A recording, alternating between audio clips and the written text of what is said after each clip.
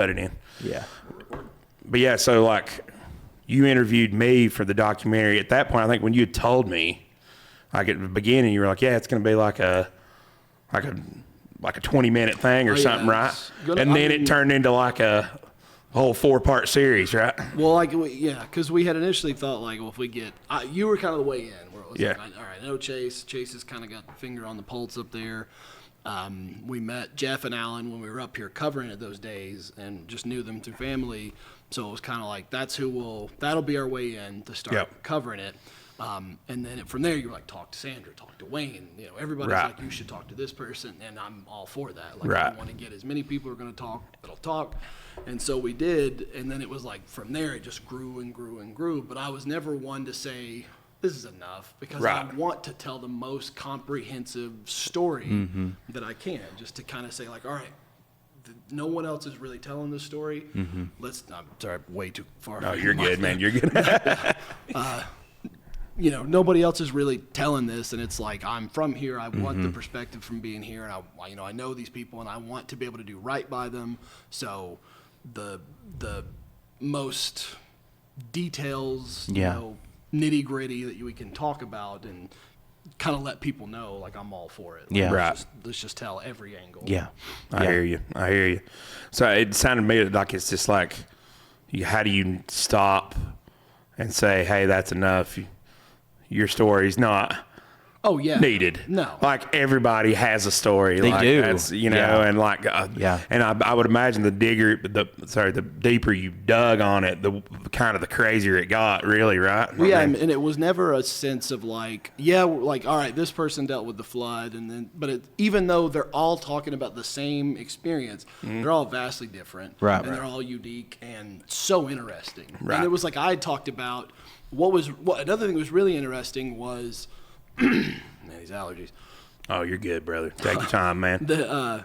Was like how people processed it. Like, you know, you're sitting there and you're kind of like, you know, man, it was crazy, you know, like this happened. And you can kind of tell that it was like you experienced it, but it hits you in a different way than it hit somebody else. Sure. Tears on their face. 100%. It's just like, then somebody else is like, man, it was, you know, just seeing the varying ways of emotions of like how people went through the exact same experience and yet had these different aspects and these different, how they remembered it, how they processed it. It was just, it was very, very interesting. Well, I don't know if you know this, but Josh is making a documentary too. About, yeah. Hey, man, I think there's room. You could make the more probably eyes 100 documentaries. We get on this, the better. Yeah, the better. And I kind of had the same. See, I didn't know you were doing. Chase had told me that you'd interviewed him, but I thought it was like for work or something like that, you know. And I know you do some work for Channel 5. Yeah, that's what we did. Oh, okay. Got you. So I was going to ask you, kind of, did it sort of they sent you probably to cover it, and it just kind of turned into a whole different animal? Well, like when it happened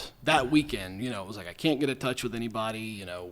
Didn't hear from anybody that Friday, that Saturday, and then we were covering it. I was in Greene County that Friday night, kind of dealing with press conferences from them as they're trying to figure stuff out, and we're covering it, you know, where I live in our area. And I'm saying that day I was like, I need to figure out how to get up there because I haven't heard from any of my family, and we need, like, there just needs to be people to cover it. Like, there needs to be able to get this news out. Can't get in. We do a couple stories Monday and Tuesday.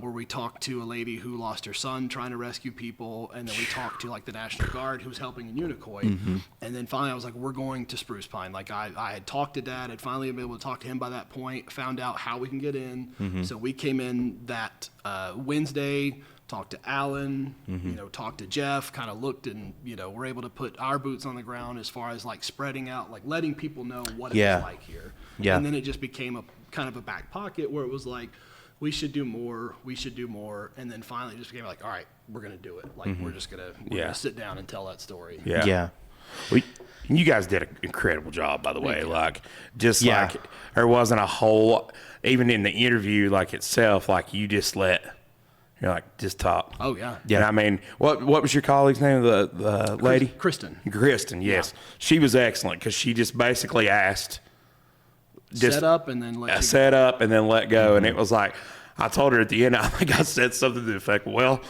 you said two things. Sorry, I just talked. Me and Laura just talked for 45 minutes, basically, you know. No, that's what about we wanted. Yeah, so, But, I kept thinking, I'm like, dude, and that's the reason, part of the reason I said, you need to talk to some of these people that Wayne Pate and all them. I mean, they were out doing rescues and things like that. And I'm so glad you got that perspective. I would imagine your experience through putting, yours has not come out yet. Right. But you're going through all this footage. And I was saying to you as you walked in here, that's got to be kind of dark to live in, isn't it?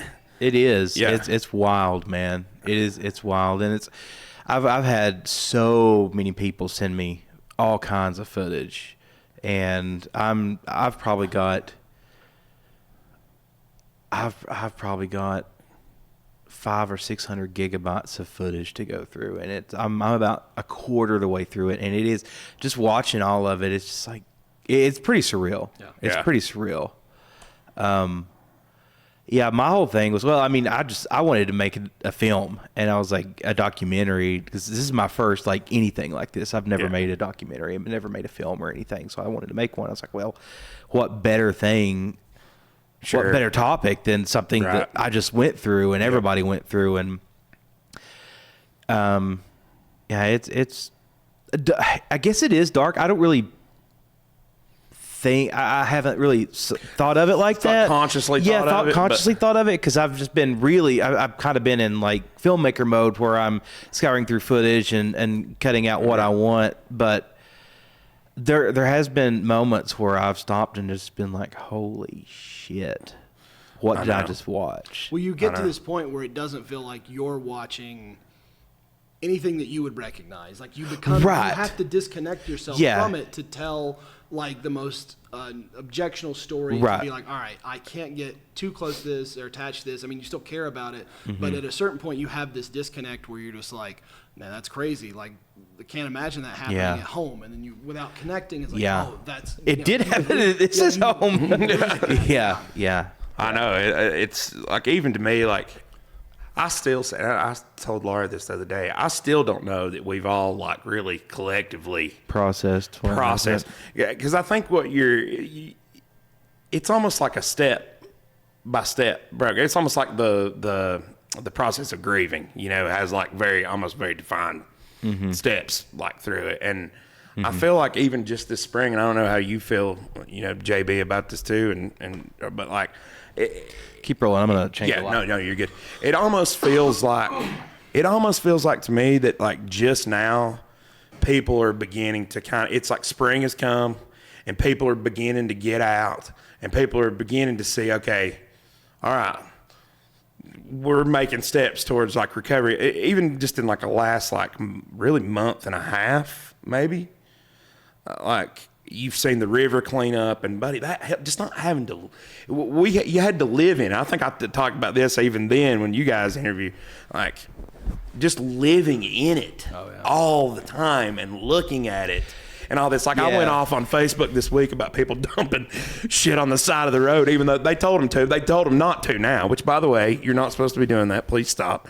But just what they told people, if you have debris, just put it on the side of the highway and we'll come by and get it.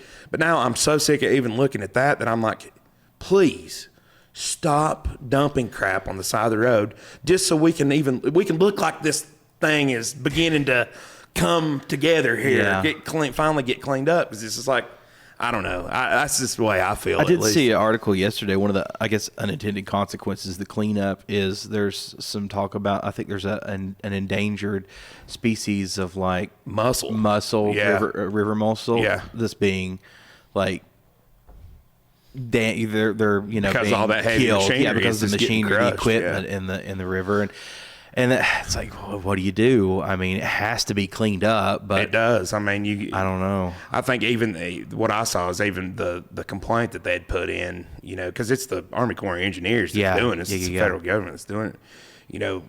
Even the complaint they put was just, please, can you be as easy as humanly possible? I mean, how does that?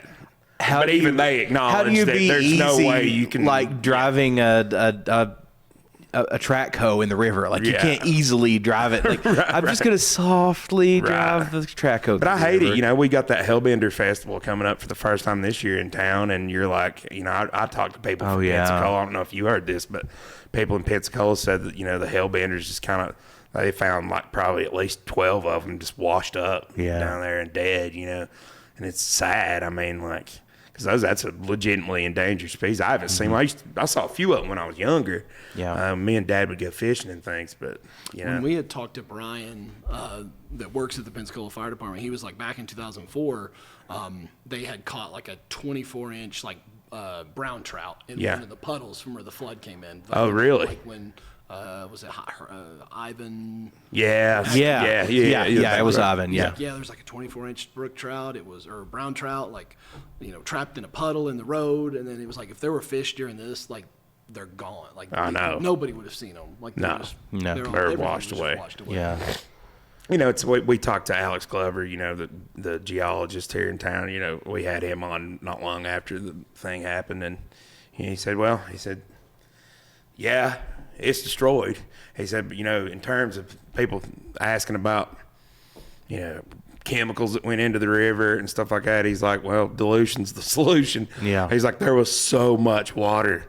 He's like, any concerns, he said that even if you'd have dumped a whole tanker of acid in the river, he said it had been diluted within. Well, and it would have been gone. It would have been gone and down the river and diluted in 2 minutes, So. Yeah, and I don't know that any acid got spilled, actually. I don't think so. Not that I know. Yeah. I know there was some gas and fuel and stuff that went into the river. There was some fuel oil, gasoline. The funeral today, the Googe, Dylan, I think is his name, he was there and was like, oh, you lost that tanker, and he's like, yeah, and it had fuel and stuff in it, but you got to think like that's been, by this point, like that's already like been out to the ocean. Oh yeah, yeah. That's just got taken. It just got taken away. I think I was reading something. They found the cars buried at the bottom of the river, like 2 or 3 of them. Like they run over, and those machines have run over them, and like there's something metallic down there, and they like fish it out, and it's a whole car just buried under the mud at the bottom of the river. Makes you wonder about stuff like that, even like recreating, But from what I've read, I know that lady from the North Carolina Outdoor Adventures or whatever, she was going off on Facebook about, because there's a bunch of people said don't go in the river and all that. I mean, it's tested clean. The water's clean, but as far as like debris and that's the kind of stuff you got to worry about. You got to worry about hazards and not chemical hazards or toxic, bacteria or whatever, but just metal, glass. I mean, cars, pieces of houses. Right. Let me ask you this. Here's a funny question for you. Because me and Josh talked about this a lot. Did you run into anybody while you're like filming, you felt like was sensationalizing things a little bit? No. You talked to some pretty reputable folks. But I mean, even if we had gotten to, I would have liked to have talked to if somebody was like, oh my God, like I would still like weigh their,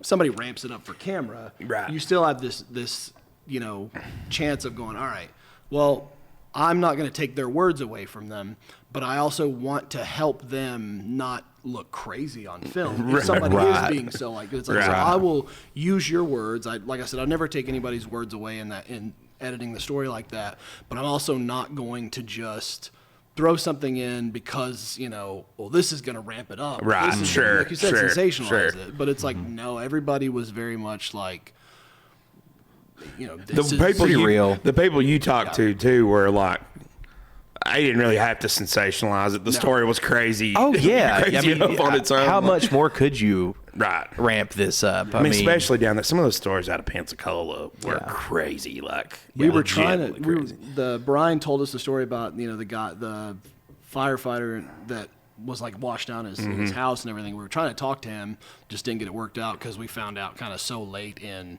getting stuff done. Right. We were supposed to, but that's, even if he wasn't going to be like, his story is already a sensation. Right. It is. I washed out, thought I was going to die. My friends thought I was going to die. Yeah. And then they were, thankfully everybody's okay. Yeah. But he's not going to ramp it up. Yeah. No. I think what I was thinking was more along the lines of those folks that were trying to say that the river ate the soles out of their boots or whatever that day. Remember that? Oh, God. Yes. Yeah, there was a bunch of that went around, and I think a lot of it was from like grifters that started it because they wanted. There was a ton of people that came here. I think a lot of those people have been weeded out. now. I haven't heard. I think some of them went to prison. I think some of them did go to prison. But it was, people that came here and they were trying to, donate to us because look how, and they would go out and film these crazy videos. And it was like, we're doing search and rescue. And it's like 4 months after the hurricane. We're pulling bodies came out through, of cars. and you're like, what kind of search and rescue are you doing? Yeah. Exactly. We're looking for debris, anything. Right. We got to get it out of there. Yeah. Trying to rescue this debris out of the Trying to rescue this debris. I found a window. Yeah. Hey, you guys. And they found, I saw one of them where they found, a car, and they were like, oh, there's definitely a body in there. And they, marked it. And then, I watched some of and never really followed up on it. And you're like, all you're doing, and that kind of stuff pisses me off. Look, dude, we've had enough. And people trying to inflate the numbers, too. I by no means think that we've got everybody accounted for. I think they're... No. And I don't think you ever will. But these people that say, the death toll was in the tens of thousands, and you're like, no, man, this is a small community. We know each other. If there would have been 100 people die, it would have been the biggest tragedy. We would also know you'd be able to account for. Sure, you'd be able to account for all of them. Still missing. Yeah, and there are people that still are missing. Yeah. There's people that are missing from other areas too, and they can't count them as a death until the person is found and identified. And even if they find a homeless person they can't identify, they can't really count that towards the death toll numbers either, because they're not identified. Maybe I'm not saying that the numbers, aren't right or anything. I think that people are for sure inflating them. There's no way that even thousands of people, I think, died. No, I don't think so too. I've heard that repeated, and it gets said. I've heard even some people. Now, in the beginning, right after it happened, I was like, maybe that is the case. You're like, okay, this was crazy. But, we didn't know really anything. No. But after a while, it began to come around. I'm like, I think maybe we've got most. Yeah. Well, you're just getting news filtering in at that point where you would say, I know what my neighborhood looks like. I assume the whole county looks like, or everybody looks like. And it's like, so-and-so can't get in touch with somebody, or said that, I watched them get washed away. So you're like, imagine how many other people. So while that news is trickling into you, you're just going to think the worst, like human nature. You're just going to be like, I guess, it's happened to everybody. Mm-hmm. Going back to the whole debris thing too, it's like, I don't think people realize how, and you even saw examples of it during this flood. Mm-hmm. You have to get that debris out of the river because it poses further flooding risk. Like down there in Newdale, where those buildings got washed away that were right up on the highway, really the only reason that happened is because there was already a bunch of debris that had been accumulating on that bridge from other high water events. And when the flood, it pushed so much stuff in. It created a dam. It created a dam at that bridge. And because of that, it dammed up right there at that bridge. Kudos to that bridge. It held. It's a fucking strong bridge. I know, right? It came up over and went left of that and washed across that whole field. Yeah. If you look right there. The path of least resistance. Yeah, the path of least resistance. And if it really wasn't for that, I think that those buildings that were right up there on the highway, like where that tobacco shop was and it's like that old general store. Yeah, there was that old general, old gas station general store. I don't think any of that would have really washed away if it wasn't for that. In fact, the person that owned the building told me that. Yeah. So I believe it too. And I saw some people that had taken footage of that while it was happening not long ago too, and saw it kind of start to come around. And that's the way it was really down here. I was downtown at probably 10. Mm-hmm. And it was it was pouring rain. Obviously, but then and it was still on the other side of the railroad tracks. It was coming up, and I thought, well, this might get about to the railroad tracks, but that's crazy. You won't come over it. And it stopped raining right after that. And I said, oh, thank God. Well, that's good. But I didn't account for the fact that probably the worst of it, the river continued to rise. And it wasn't. I don't think a lot of people understand that the town flooded. It was blue sky. You remember? Yeah, you remember. Well, yeah, Laura has that picture that we show. Yeah. The bowl is sitting there and the sun's. The sun's out, and it was over like that. That was what was so crazy. I think about that quite often too. It's like it cleared off in a matter of 45 minutes and was beautiful. But it just took that much time for the water that water to really come down. Yeah. Where is, because I know South Toe and Cane River both fed off of two sides of Mount Mitchell. Where does what feeds into the North Toe? Does it come out of Avery County? Its headwaters are at Sugar Mountain, I think. Okay. Yeah. So it's kind of up in there somewhere. So it is all that elevation that's coming down. Yeah. So I think the what is that? The Linville River that runs through Linville. There is that right?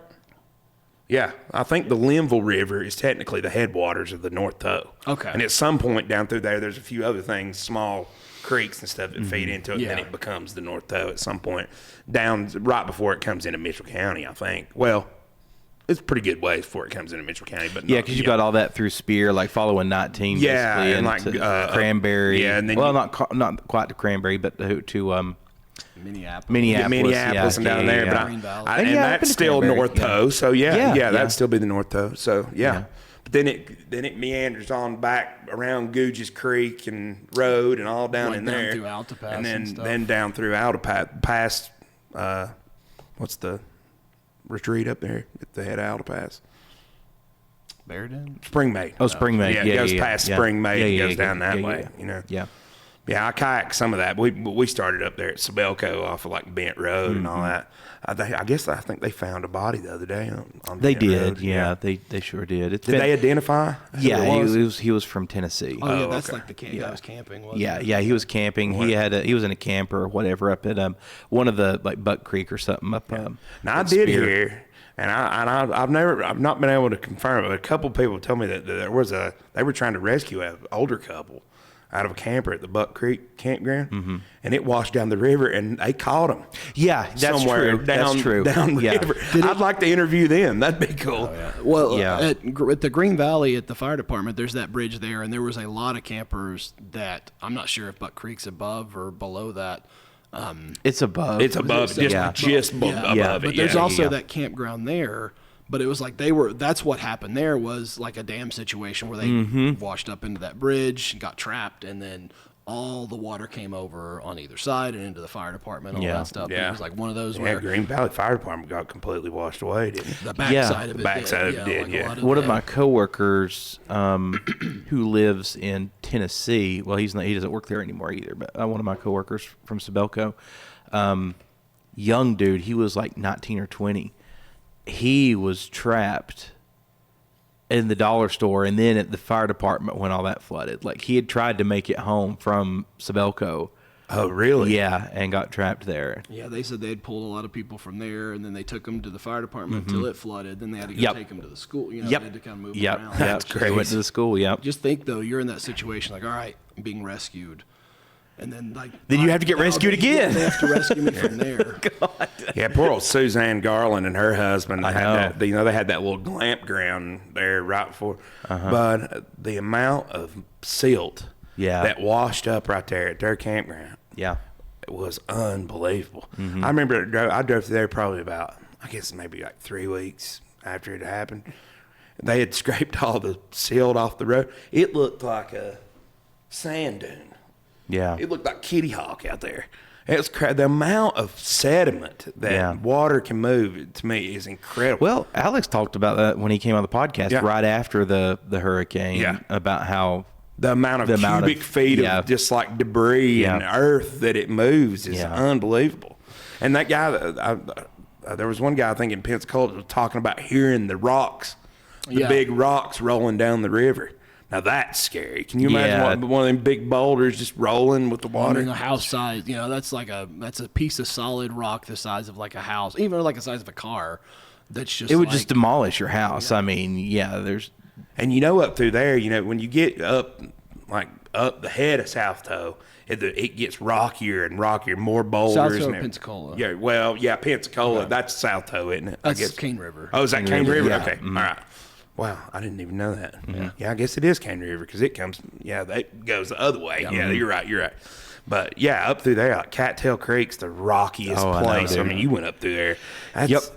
Cattail Creek is one of the most unbelievable. That house that's kind of sitting there is like our friend's house. Like we've been to that house, we've hung out with people there, and then we went up there to do those interviews, and we're like, let's just go see. And it's crazy because it looks like the house just got turned inside out. Yeah, like it's just one of those Like that's the inside of the house is now wrapped around the outside of the house. It's wild. And it's just like, man, that's, they luckily everybody got out. Sure. They were from what we heard, like they left early. Like they weren't gonna stick it out or anything. But yeah, like just the amount of rocks and stuff coming through that were piled up against that church that's still on the ground over everywhere where that general store used to be. It was just like big piles of rocks. I mean, even rocks like this big, if you have enough of them just coming at you. Oh, 100%. I mean, I get mad. He said that the guy they pulled out his, beat all to pieces or whatever. I mean, you can imagine. I mean, what all's in that logs, rocks, cars. I mean, everything. Just the water itself, is just pounding you at that point. The hurricane really was a huge eye opener, I think, for a lot of people, because people have this sense of you feel safe in your home. And we often forget that we're literally on a rock hurling through space. Right. We're really not safe from much of anything. And if not for a ton of coincidences. Chance. Really, a ton of chance. I mean, that's really why we're here. And the balance of all this is so fragile. Yeah. That's the other thing. I mean, all it takes is one thing to change. Like if the Earth, rotated 1 degree off of its axis, I don't know. I've heard a lot of those. Yeah, and I don't know how much story there is to that, but I mean, good grief. Is it all balanced, or is it all just chance and it's entropy? It's all chaos. Yeah, I think so too. Chaos that you're trying to find purchase within. Yeah. Man. That's just wild, man. Well, let's switch gears a minute. So you said you did a horror film. Tell us about the film you just made. Last year, I've been doing or the last film you made. Well, been doing docs for a couple years. I did a couple last year. Worked for 3 years on one, just kind of about growing up in Spruce Pine. I was like, I want to do something that's kind of narrative. I want to do something where it's I'm not trying to set up interviews. I'm not trying to capture B-roll. Right. I want to have a controlled environment for the story. And just started thinking of I really haven't ever really made a horror movie. What is it? That's when I started really kind of breaking down, what is it I like about horror? Because it's, so many different facets and so many different people, so many different, even the genres within it. So I was all right, let's just break it down. Let's look at it. And it's all right, what am I attracted to about it? And it was I don't like slashers or a lot of the stuff like that, because I feel they just get repetitive after a certain point. It's we're going to see this person die, this person die. I'm kind of going off just in a rant about horror films. That's okay. Go for it. Yeah. We had, or I was just sitting there. Oh, thank you. I'm going to, give me a moment here. Yeah. No, I figured you could use that. I need to bring my water cooler down here too. I know. I'll do that. Yeah. Check the score. Hey, you're good. 1-1. Nice netted one. All right. Go Leafs go. So I had this idea for a while. I love jacktails. Growing up around here, the jacktails, grandfather tales. I love old folklore, Appalachian folklore, mountain folklore. Just is my wheelhouse. And I was I'd like to do something along those lines, but I want to add a spoke to the wheel. I don't want to just straight up adapt something. I want to do kind of my original take on something. So I was what do they all encompass? They've got the devil. And then if you look at what appeals to me about the devil as a villain, whereas if you fictionalize the devil, so to speak, it gets more interesting because you have all this sense of what metaphorically or analogous, what can we attach to the devil to have the devil be the most malevolent force? It is the worst thing or person you've ever met in your life at the wrong time for the wrong situation. That to me is the devil, to break it to this metaphysical stuff. Yeah, I get it. Yeah. So I was just I kind of want to play with that. And then I also kind of just want to play with we're in this sort of, for lack of a better word, housing crisis, and looking at landlords and there's a story going on right now over in Tennessee about these people who want to put this retreat in. It's a spiritual retreat, and there's controversy around it. I don't care You know, because there's been this sort of subtext of like, ooh, it's, you know, it's a sexual thing, blah, blah, blah. It's like, I don't care what you want to do. Go for it. My thing is like, Appalachia is not for Appalachians anymore. Like, there's such a greenwashing of Appalachia where it's people like, if you've got money, you can come to Appalachia. And the people who live here go, I can't afford a house, you know, I can't afford property. Like, we can't keep Appalachia for Appalachians. Right. I just keep harping on that, but that's just to me what it comes down to. Yeah, sure. Like, so many people buy it up. So that was my consensus was like, all right, you know, the exploitation of this land and like workers to a certain extent, and then that's the devil, and let's just run from there. So it's like a guy he's like a moonshiner, and he's down on his luck, and he comes across the devil, and the devil's like, you know, you just trust me, you know, I'll help you, I'll give you what you're looking for. But then it plays into the whole, you know, temptation and stuff. Just a lot of fun to just shoot something that I was in full control of, and you know, having all of the external factors of a documentary. Right. We won an award, which was awesome. Fantastic. That's awesome, man.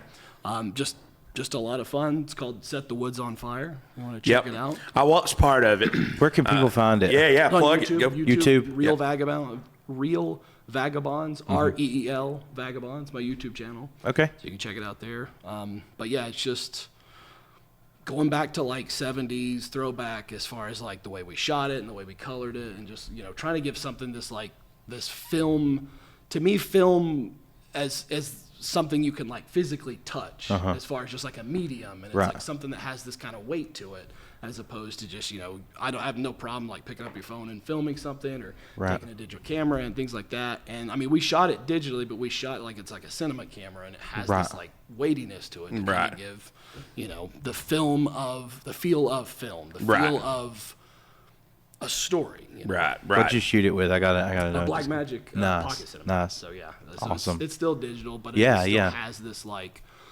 the way that film and that chip work just has this sort of like perfect headiness, I guess, to use a beer term. Yeah, you're talking to two guys who, well, JB's been into this, but you've dove head first into this recently. Yeah. He's taken the leap and out on his own now. Yeah. I'm doing videography, and it's a full time now. Oh, nice. Yeah, a lot of real estate video, stuff like that. That's part of why we got this. Yeah. Too.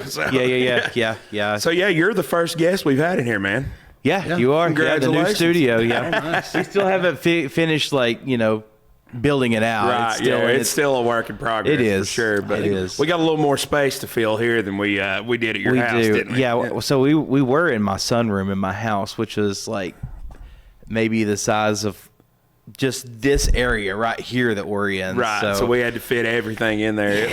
It was a little tight, but hey, we made it work, man. We did make it work. Yeah. But yeah, it's funny you say, going back to the movie, you know, talking about keeping Appalachia for Appalachians.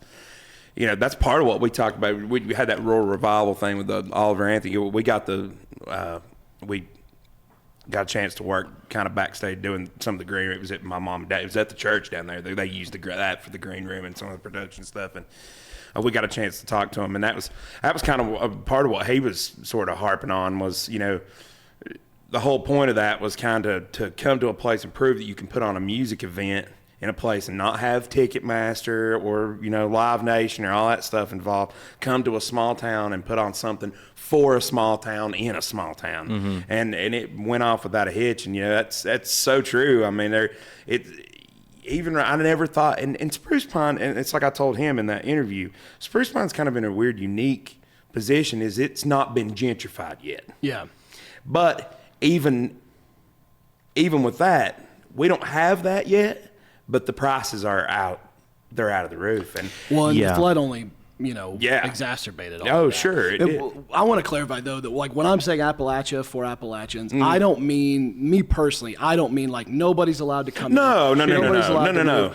I look at it as like, that's a stupid bumper sticker, but like a way to coexist, you know? Sure, Can, you know, you can move to Appalachia. You're very welcome to move there. My thing is like you buy up these big properties, and then you develop it, and then it's for the ultra rich, or it's exclusive to live there because you can't afford it when you're here. Yeah, that's not a racial thing or anything like that, or like diversity or anything. I'm cool with all that, but it's like you say, the problem is the prices start to go, and you can't afford to even live in your hometown. Yeah. And the problem you have here is also you can't afford to find it's a shortage. Mm-hmm. It's a market. Oh God, Jesus, I'm drawing a blank.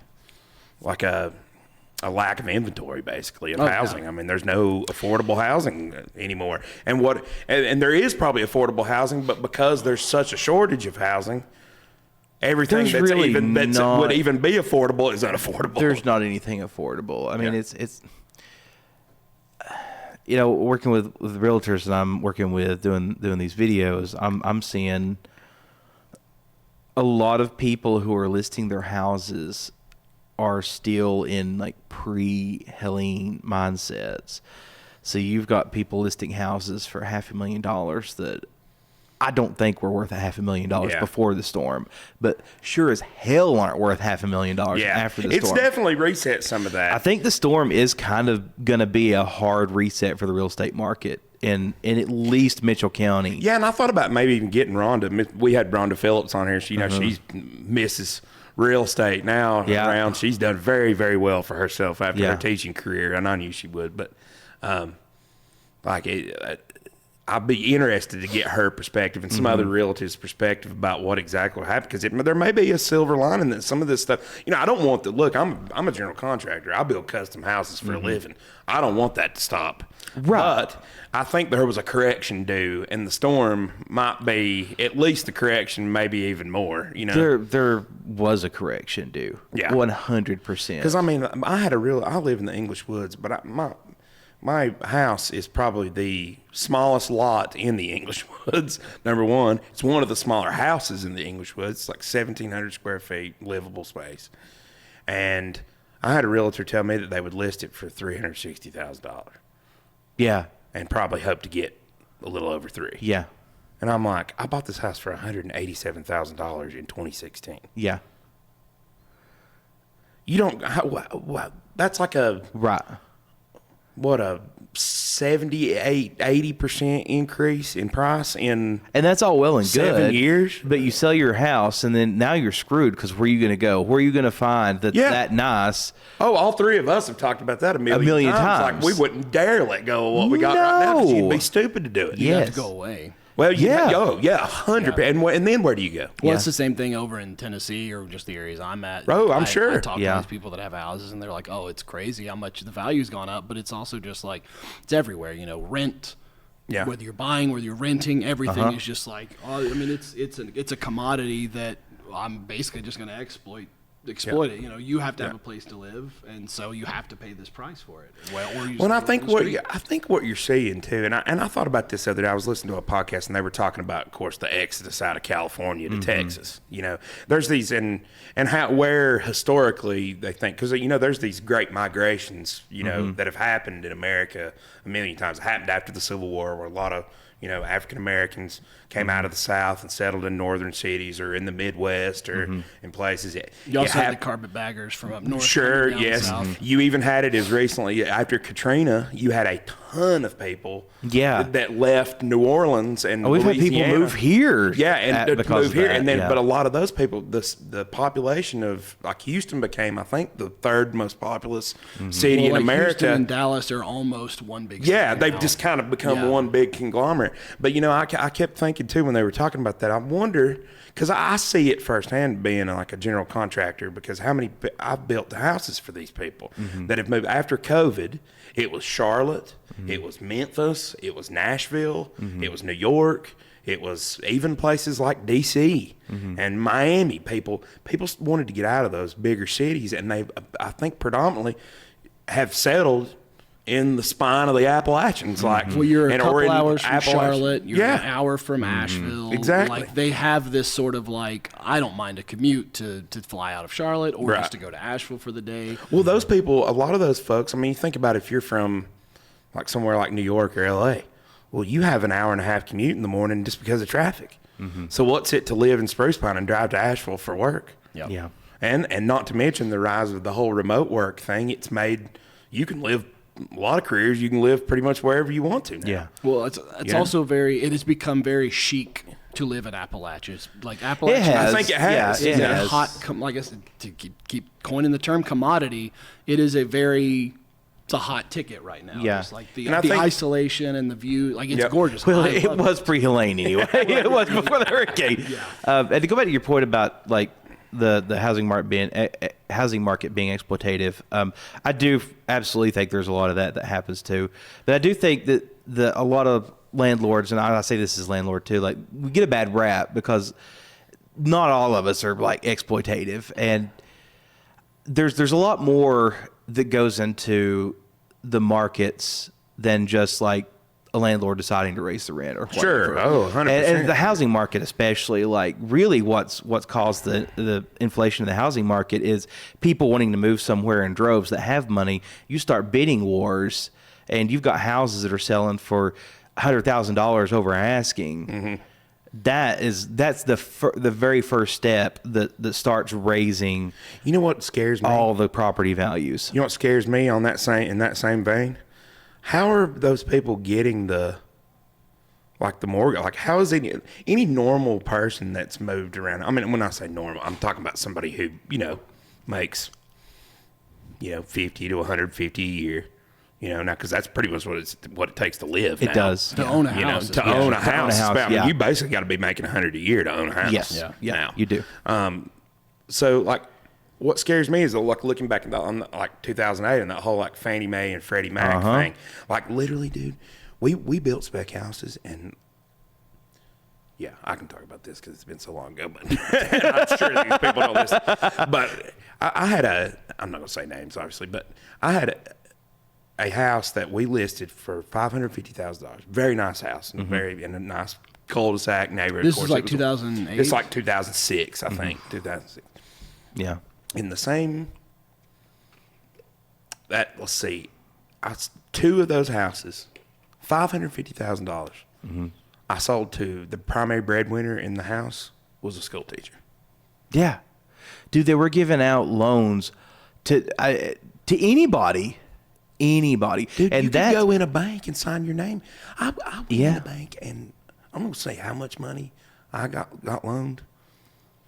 But was it a secured line of credit? Yeah. Well, yeah, exactly. Because the bank knows, here's Chase. There's no way he's going to be able to pay. And you probably did pay it back. But I'm just, using this. But yeah. Oh, here's Chase. He's making $30,000 a year. He's wanting to buy $100,000 worth or $200,000 worth of house. He can't pay that. The bank's saying, we're going to have a home to auction in 3 years, and we're going to clean up on it. That's all. And that's going back to exploitation. That's who exploits people. It's the banks. Well, and see, with Fannie Mae and the and Freddie investment Mac, firms that buy these loans and do all this. We'll see, through Fannie and Freddie, they were guaranteeing the loans. The federal government was guaranteeing the loans. And you're like, wait a minute. I went in there and literally, they were like, here, just sign this. I signed my name on a sheet of paper and walked out with a $100,000 credit line. It's like, yeah. Now, how does that? I'm 20. Well, I mean, how long, like, you gotta have to have credit history for that. I wasn't old enough to have credit history. Right. It's like, it's crazy. But it's like you were saying, like they were literally betting against everybody they secured. 100%. That's what they were doing. It does not matter. And that is beyond exploitative. That's predatory. Right. Well, yeah. That is evil. And that's why now it is evil. That it's like that's become the way of like, okay, that's what we measure up against as far as like how we write loans and how we know who to lend to and so on. Yeah. I just also. Oh, go ahead. No. I was just going to say, I just worry about like when you start to get this kind of market and you see people buying these houses, you're thinking to yourself. Sometimes I see people in houses, I'm like, Yeah. How are you affording? Well, so I know what you do for a living, and I think know how much it pays generally. I base this on because I'm not like anybody, with anything. I have no like fiduciary kind of expertise or anything. No money, no monetary expertise. But what I'm worried about next is the car market. Because now you've got, I mean, dude, an F-250, a brand new F-250 is $200,000. $200,000. That is like, that's supercar money. You lift it. That's before you squat. You see all these people driving around. And it's like they're paying more for this vehicle than they would be a house. And you're getting like 72 and 84 month car loans now. That's going to be the next. So what happens when that I'm going to be a buyer, baby, because I don't got one of them. I ain't got one of them. I don't either. I don't either. I can't wait for it to be a buyer's market. I'm going to clean up. I'm going to buy me some nice cars cheap. Well, we're also coming from a post-COVID where there were so many shortages. And you were getting more for used cars than you were for new cars because of chips, because of technology. Everything that goes into a new car, there's the shortage on all that. Yeah. And I still think we're coming off of the trickling results. It's not correct. Oh yeah, exactly. It's inflated the price of vehicles. Crazy, and they've just kept. Well, yeah, because I'm sure Ford is like, I mean, we could keep the prices up there. It's fun. That's exactly what I've said about groceries. Like, why would anybody ever think that someone would, like, this is like a whole big topic. Right. I don't mean to jump it, but like going, all right, well, so we're going to get our grocery prices lowered. And it's like, why would they? You can't live without them. You've already paid this price. Why would they feel they need to lower them? Right. I know. I don't know what. And the only answer to that is the market crashes. Yeah. Well, and there are some things that do have market value, like eggs, corn, stuff like that, and the milk, and those prices do tend to fluctuate with the futures markets, and there's a whole thing, like, I don't know that that's a good idea for that to be a thing, but that's just the way it is. But for other things, yes, there's just so much of this stuff, so much that goes into what determines the price of it. But all that being said, these companies are seeing record profits. So, why would they lower their profits? Once again, to keep harping on COVID, have seen record profits since COVID because you had people buying in bulk. Yeah. You had all this stuff, okay, now we have a shortage, so we can jack up, it's the supply demand. Supply and demand. Yeah. So, and then it's like for 4 or 5 years, they're like, we have to pay these prices because we cannot live without food. Mm-hmm. You pick and choose what you want, but then it's just like, well, why would we ever feel the need to lower it? Yes, you have some sort of what is it? It's like across the board. What is it when you get like price gouging or whatever? You have some sort of like control for certain things. Yeah. But it's like as long as everything was in what they deem feasible, you're just going like, I have to pay $7 for it but we have to eat this, and this goes into everything. Or this. Well, I remember my kids for years bought these little chocolate microwavable pancake things, chocolate chip pancakes for breakfast. And I followed the price of these very closely over the time because I bought a lot of them. Basically, if whatever that company is, if I stop buying, their stock price will go down. They were, right before COVID, were going for about $3.50 a bag. For a bag of 12, and then they would put them on sale, buy one get one every now and then, so you clean up. They're now $5.50 a bag. Mm-hmm. That's what 80%. Like, you don't realize the percentage amounts that all this stuff has went up. Mm-hmm. And even if it's not 80%, let's say even if it's 20%, well, you take that 20% and tag it onto everything that you buy. Mm-hmm. We're also not taking it. I mean, it's crazy. I mean, by the time you get, for somebody who's buying in bulk like me and you, I mean, good grief, that's, if you go and buy, let's say you buy $300 worth of groceries at a time, and all of a sudden that same $300 is now $450. Yep. That kills the average person. I mean, Yeah.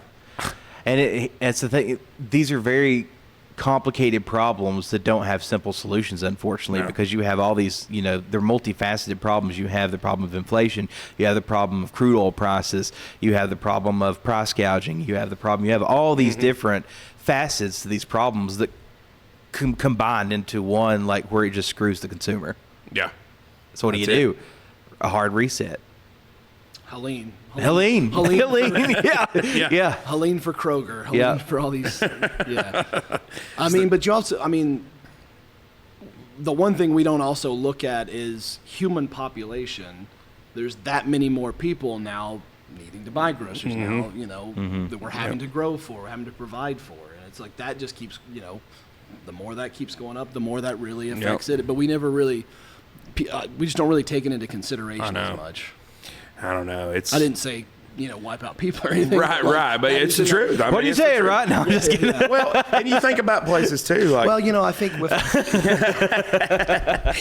you also think about, you see it even in places like Asheville, how that Asheville has struggled to keep up with the growth that it's had. And I remember at one point in Asheville, they were building, good grief, like this is when I lived there, 2014, 2013. They're building... I would drive down the street, right down the street from where I lived. The closest grocery store to in our kind of neighborhood, was Ingles, obviously. Mm-hmm. But at Ingles, it was one of the old style ones, the small store or whatever. Yeah. And then you drive down the street and they're building 300 unit apartment blocks. And I'm thinking, Ingles better pony up, because you're going to be overwhelmed, and you put that amount of people, and then just poor urban planning, you don't, Asheville. Well, wasn't there a thing 5 or 6 years ago where there was we can't build anymore because the water can't handle. Yeah, their water infrastructure. Yeah, their water infrastructure. Well, you have the highway and the water. So right, and what Asheville's done is raise taxes. To deal with that. So every time they incorporate a new place, they have to run all the utilities, provide all the garbage service, provide all. And I get it. Spruce Pine deals with the same thing. It's that's part of the reason. I think that Spruce Pine hasn't already incorporated some other places. Is we got to provide them the service, but for a place like Spruce Pine, I think you need that. Honestly, we just need to pony up and do it because the town needs it. It needs the tax revenue and it needs the tax base. But Asheville, just every time they do it, they just jack the taxes up. And then they added, that one of the first things they did, they added 0.25% on top of the state tax that was a county tax on all sales within the county.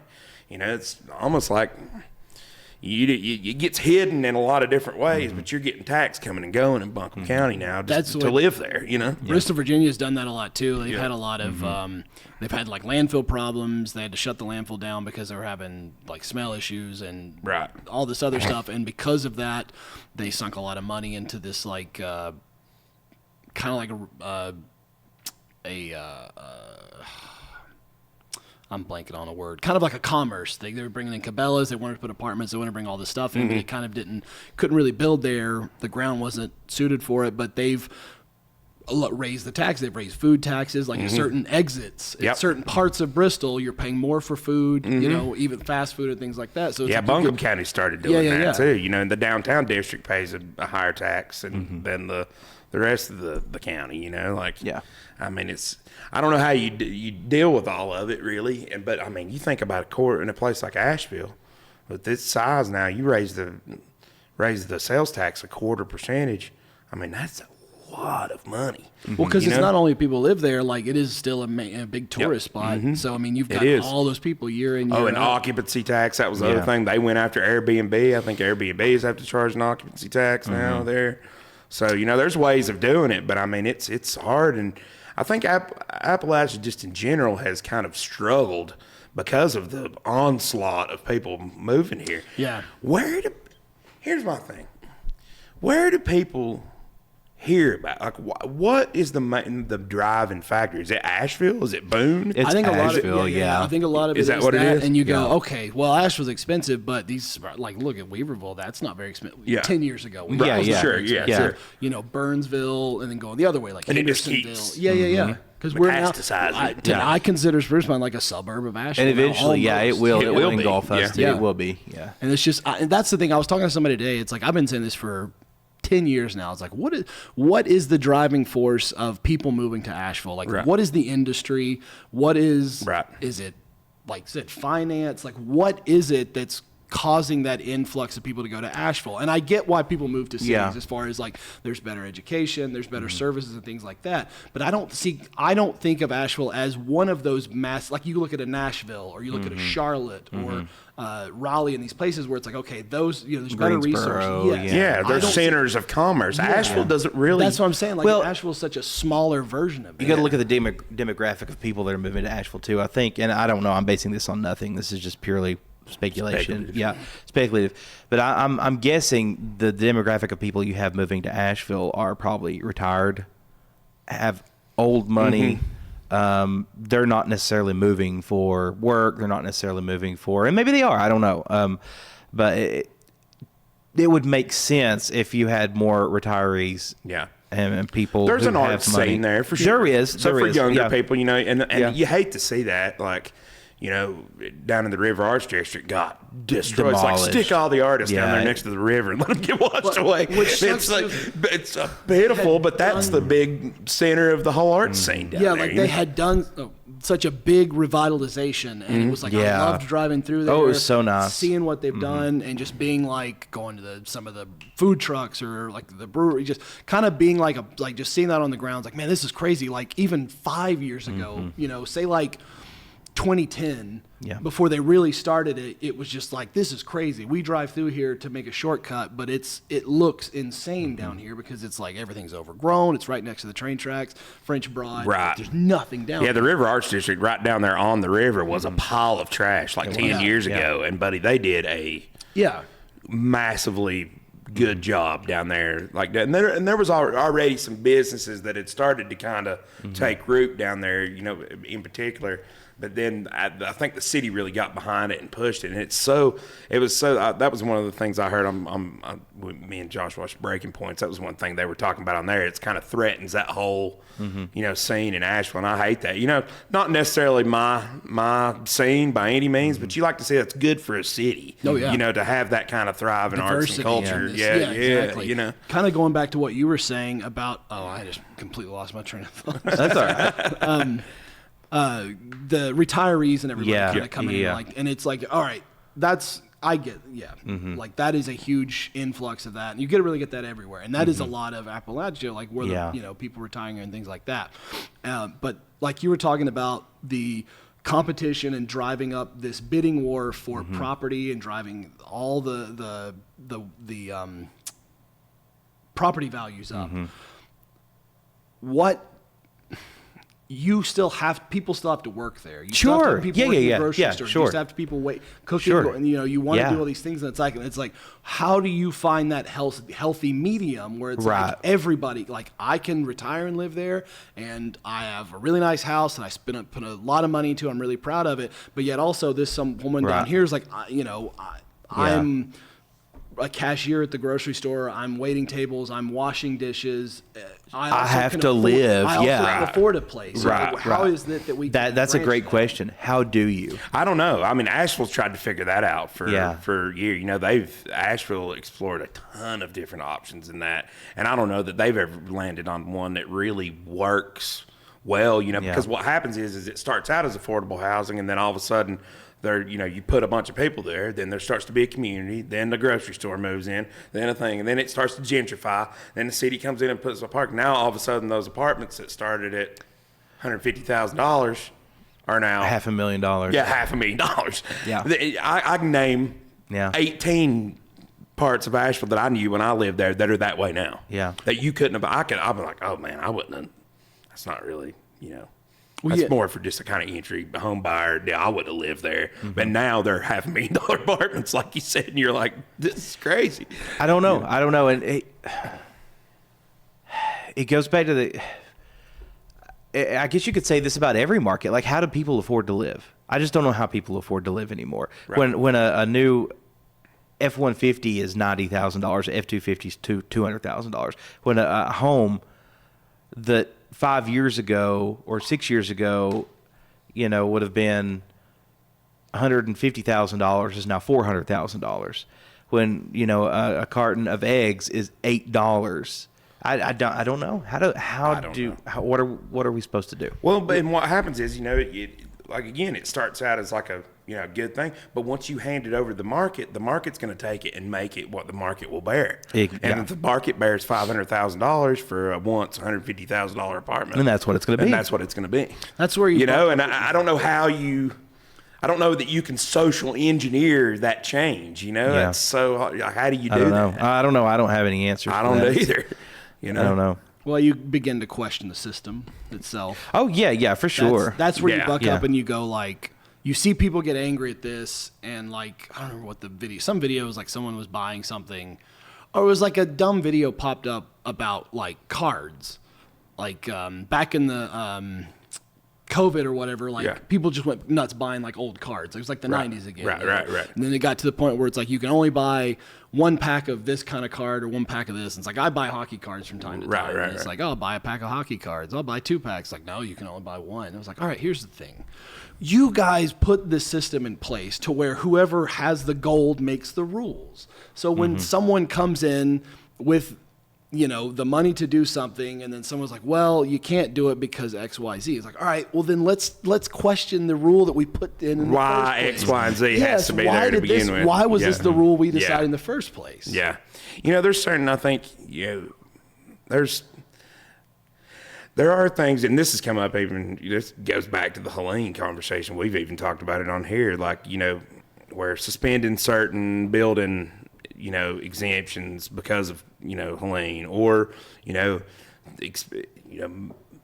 lot of the cost in just development of property and land is in the subdivision ordinances and land ordinances of whatever county you're working in, and some of those can be definitely heavy-handed, but then there's certain minimum rules. Like with the subdivision ordinance that we talked about that Mitchell County put in. Mitchell County was one of only 2 counties in North Carolina that didn't have a subdivision ordinance or really any sort of land ordinance. They did a little bit, but basically nothing. And they put one in last year. There was a bunch of these developers that raised all kinds of I saw, and Facebook. I kept thinking, okay, well, as a general contractor, like, and it was things like, well, you have to have a minimum of 4 inches of gravel on a road. I have never built a road that has less than probably 8 inches of gravel on it. Right. Ever. So that's for like, you can't just cheap out and like do the bare minimum and you can't, subdivide lots into lots that you can't feasibly fit a house, a well, and a septic tank on. Because those things, guess what? Your drinking water has to be away from your shitting water. Otherwise, the shit and the drinking water mix, and it's not a good thing. No. So, you have to have, your well has to be 100 feet away from your septic tank. You know what I mean? And then people were dividing lots into like a quarter of an acre. Well, you could fit a tiny house on there with 2 of those, but you can't fit all a 1,500 square foot house on there with a well and a septic tank. Yeah. Well, all these have, they're it's part of the city planning. Like the gravel thing is like, all right, look, we have, if you got 4 inches of gravel, you drive over it every day, it's going to swish down to the ground. It's going to become, if your house catches on fire and the fire truck can't get to you, if you have an emergency and the ambulance can't get to you. Exactly. That was another thing. There was some people. Of like, okay, look, if we're going to provide these emergency services, we have to be able to get to everybody. Exactly. And the way to guarantee that is, like you said, at least 4 inches of gravel for a bare minimum. Yeah. Now, can't just make a dirt road. I can get a lot of that type of stuff. And there's sometimes that can get a little heavy-handed too. But then, like, in the city of Asheville, God dang, if you wanted to fart in public, you had to have a permit for it. It was ridiculous. They charged me. Oh, yeah. Yeah. Farting in public. Yeah, it's crazy. I mean, it was unbelievable. You had to have a permit for everything. Yeah. Like, even if you wanted to put up a poster downtown, you had to have a permit. Unfortunate thing is permits are also a great stream of revenue. Right, exactly. That's an unfortunate side effect of that. Which, by the way, don't speed around here right now. Yeah. Apparently North Carolina is short on money, so we're going to... Yeah.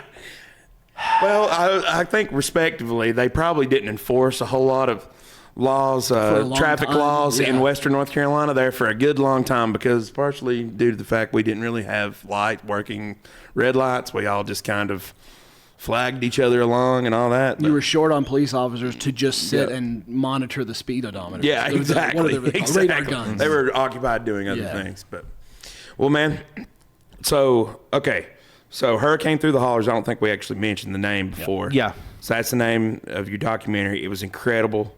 kudos to you guys for putting I it can't together. wait to see yours, too. Yeah, man. Yeah, thanks. So yours, is it on your YouTube channel also? It's on WCYB's. Okay. Yeah. All right. So WCYB Channel 5. Yeah. All right. Yeah. This will go live tomorrow. I probably won't upload it tonight because it's so late, but I'll I'll give you my number. Send me the links, and I'll put the links for your stuff it's in like the a playlist description. stuff, so I just Okay, do it yeah, like send me for that. everything. Yeah. And we'll have to do it again sometime. We want to get into unfortunately, we've got Yeah, we got band rehearsal. We've got band rehearsal, and we've got a show tomorrow. We've got to start packing two up. shows this we got weekend. 2 shows this weekend with the band, so we've got. To I keep kinda thinking go. today's Sunday, just going to like a funeral and just being Yeah, off, for like, sure. I know my what stuff's you going mean, through. brother. But I'm glad you let me come on. And Yeah, man. Absolutely, Glad to and- have you. and condolences Rant to and you and your stuff. family on Thank you. on the death, and I'm sorry I Yeah. had to be on this sort of occasion. But I'm Just glad how you it got works in, out, man. yeah. Yeah, absolutely, man. Well, God bless you, brother, and let's do it again. Yeah, and everybody question the system. Yeah, there you go. Question man. everything. We say that a lot, don't we? We do, yeah. Because people just don't understand. That's right. People just don't understand. All right, everybody. Thanks for watching, and we'll catch you next time. Later. Later.